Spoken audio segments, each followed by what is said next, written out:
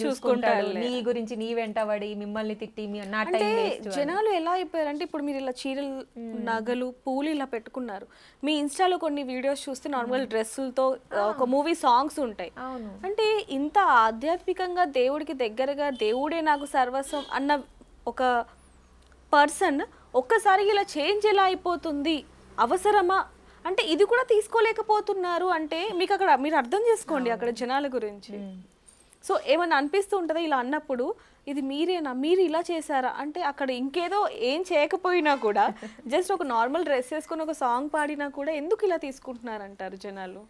అంటే ఆ life style వాళ్ళు తీసుకోలేకపోతున్నారా ఏంటి? నేను అసలు ముందు నేను ఎక్కడ చెప్పలేదే, నేను దేవుడికే అంకితం, నేను అమ్మవారితో సేవలోనే ఉంటాను. నేను ఫస్ట్ మీకు ఈ ప్రపంచానికి పరిచయమైన ఫస్ట్ డే ఇంటర్వ్యూ చూసిన మీరు ఫస్ట్ డే ఇంటర్వ్యూ చూడండి ఎంత ఓపెన్గా చెప్పాను. నేను నార్మల్ అమ్మాయినే, మీలాంటి అమ్మాయినే నేను కూడా, కానీ నా లైఫ్లో కొన్ని వింతలు జరుగుతున్నాయి, నాకు ఇలా ఎందుకు జరుగుతున్నాయి నాకు తెలియదు, నాకు ఏ వేదాలు నేర్చుకోలేదు, నాకు ఏ గురువులు లేరు, ఏ శాస్త్రాలు నేను చదవలేదు, నాకు ఏమీ తెలియదు, నాకు కేవలం భక్తి, ఇష్టం. పిచ్చి కూడా కాదు, పిచ్చి అనొద్దు, మళ్ళీ పిచ్చి వేరే వెళ్తుంది. పిచ్చి వేరే వెళ్తుంది అంటే అది ఇంకా నేను మీరు అన్నట్టు మీరు అనక్కర్లేదండి, అసలు వీళ్ళతో అనిపించుకోను ఫస్ట్ నేను, నువ్వు ఎందుకు ఇదెందుకు చేస్తున్నావు ఇదెందుకు చేస్తున్నావు అని.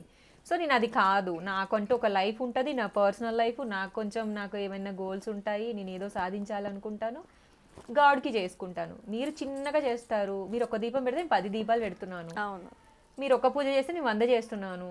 కొన్ని వింతలు ఏంటంటే అమ్మవారు దేవుడు ఉన్నాడు అనేది నా భక్తి, ఏమో దేవుడు ఎక్కడ మెచ్చాడో, నాకు మంచిగా చేస్తున్నాడు కదా, దాన్ని బట్టి నా లైఫ్ లీడ్ అవుతుంది. మీరు ఎలా జడ్జ్ చేయగలరు? నేను మీది కొన్ని వీడియోస్ చూశాను, అంటే అమ్మవారిని అలంకరించి అంతా చేసిన తర్వాత చేతులు చాచి అడిగితే పువ్వులు రావటం, అక్షింతలు రావటం, అది అసలు ఎలా సాధ్యం? అది దానికి ఆన్సర్ నేను కూడా చెప్పలేనండి.